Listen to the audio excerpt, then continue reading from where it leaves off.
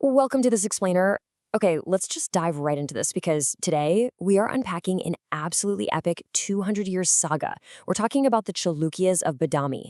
This was an empire built on the backs of war elephants, renowned for these staggering rock-cut temples, and ultimately torn apart by some seriously dramatic betrayals.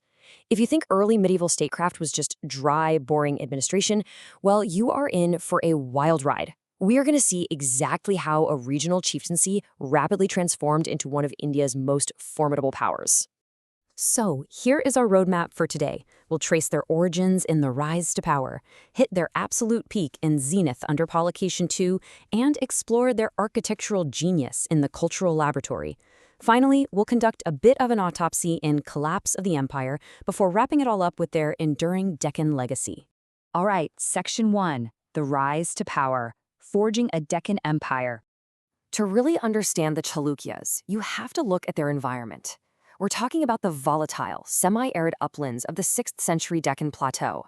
You had to be remarkably tough to survive out there. And their ascent? It was staggeringly fast.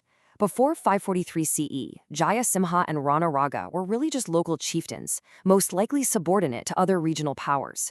But then, in 543 CE, Pulakeshin I breaks away. He asserts absolute independence, and he does it in the most dramatic, undeniable way possible, by performing the Ashvamedha, the paramount Vedic horse sacrifice. He is effectively broadcasting to the entire subcontinent, we are no longer subjects, we are sovereign kings. And right after that, Kirtivarman I follows up by expanding this newly minted kingdom all the way out toward the Arabian seacoast. Now, if you're going to be a sovereign king, you need a capital that absolutely no one can touch, and Pulakeshin I's strategic genius really shines here. He chose Vatapi, which is modern-day Badami. Imagine a fortress ringed by steep, red sandstone cliffs, sitting right in the middle of a fertile valley that could easily feed a massive standing army. They literally carved their stronghold right out of the rock. Moving on to Section 2. Zenith under Pulakeshin II, the apex of Chalukya power. Getting to this apex was definitely not easy. Pulakeshin II actually had to seize the throne around 610 CE after an incredibly bloody civil war with his own uncle. But once he was secure, he launched this unprecedented, multi-directional military expansion, leading us to a thrilling question. How do you stop the paramount ruler of northern India?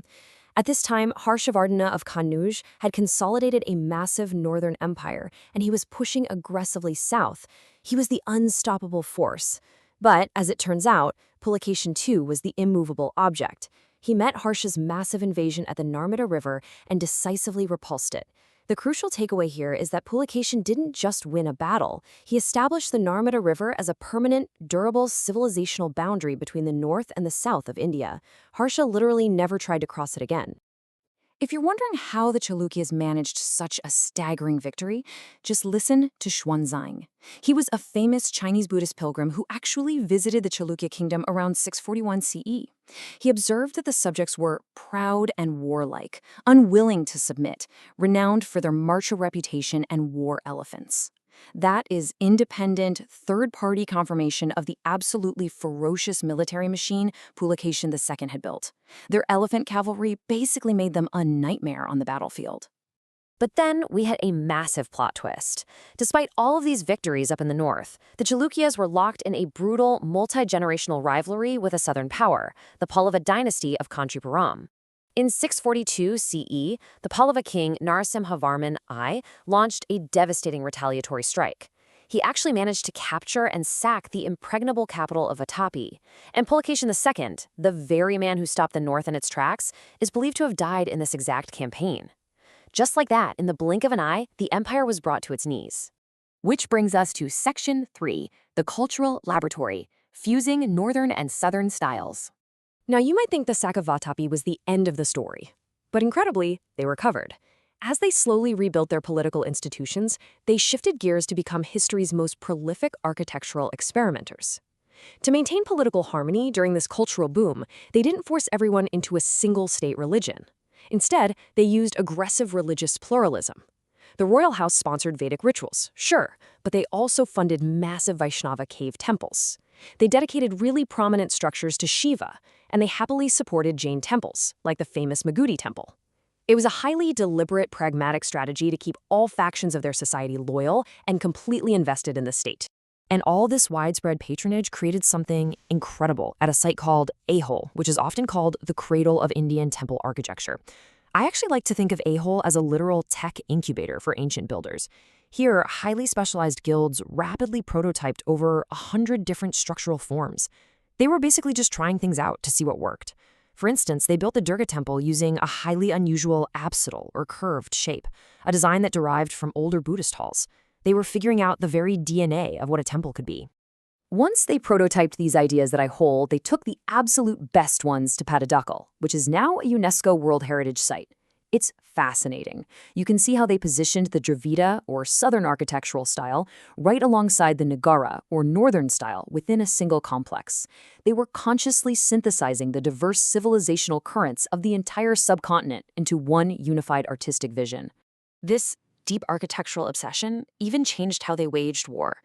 Decades after the Pallavas burned Vatapi, the Chalukya king Vikramaditya II finally exacted revenge and captured the Pallava capital of Kanchipuram. But here's the powerful irony. He didn't burn it down. Instead, he explicitly spared the city. He walked right into their grandest temple, admired it, funded it with gold, and then went back home and ordered his own architects to emulate its design. Conquest, cultural admiration, and competitive building were just deeply, deeply intertwined for them. All right, Section 4, Collapse of the Empire, the Autopsy of a Dynasty. So how does an empire this powerful and this cultured just disappear? Well, it really comes down to how they governed. It's a concept known as segmentary sovereignty or feudatory governance. The Chalukyas, they didn't micromanage. They let subordinate regional dynasties keep their own autonomy, their own administrators, and crucially, their own militaries, just as long as they paid tribute to the Chalukya king. This is a massive double-edged sword. It's absolutely brilliant for expanding your territory incredibly fast, but it is totally fatal the exact second your central authority starts to look weak. And sure enough, in the mid-8th century, the central authority looked really weak. This brings us to the ultimate betrayal.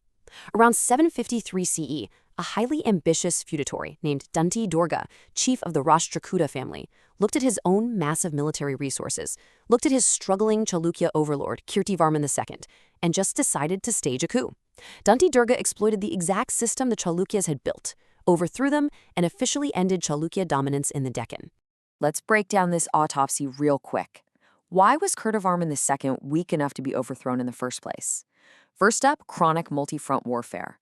The Chalukyas were basically always fighting the Pallavas or northern powers, and that caused a massive fiscal and manpower drain. Second, that feudatory-based expansion created an inherent vulnerability to defection.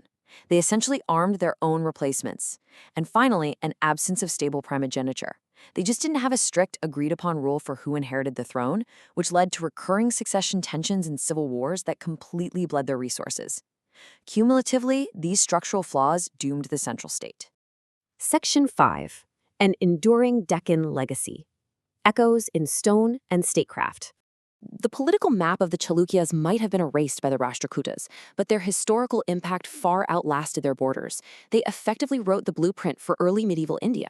Think about it. They established the Narmada River as a durable north-south frontier. They created the architectural templates that directly influenced later monolithic wonders.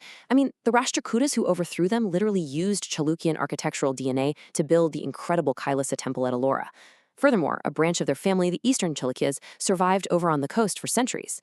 And that layered feudatory model was just talked about, that became the standard operating system for Deccan statecraft long after they were gone.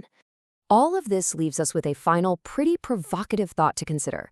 Is an empire truly fallen if its architectural and administrative DNA survives for centuries in the very kingdoms that replaced it?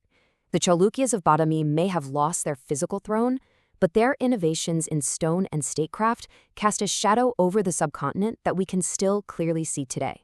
It completely reframes how we think about dynastic collapse. Thank you so much for joining me for this explainer. Keep asking questions and keep learning.